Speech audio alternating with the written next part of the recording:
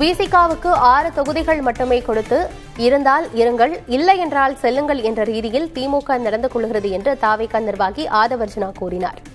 Chennai RK நகரில் பேசிய அவர், தலித் மக்களின் முகமாக வளர்ந்து வந்துள்ள விசிக தலைவர் திருமாவளவன் திமுக அரசுக்கு பல சந்தர்ப்பங்களில் ஆதரவாக நின்றார் என்றும், ஆனால் திமுகவின் பண்ணையார்த்தனம் மாறவே இல்லை என்றும் குற்றம் சாட்டியுள்ளார்.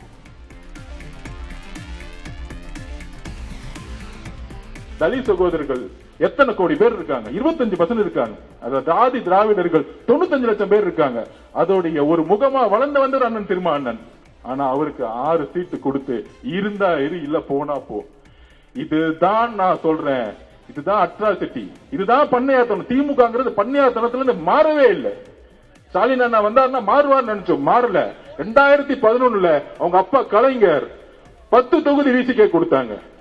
இன்னைக்கு 5 தொகுதிக்கு மேல கொடுக்க கூடாது, 6 தொகுதிக்கு மேல கொடுக்க கூடாதுன்னு சொல்றாங்கன்னா இவங்களுடைய பிரச்சனை என்னன்னு தெரிஞ்சா பண்ணையார்த்தனம்.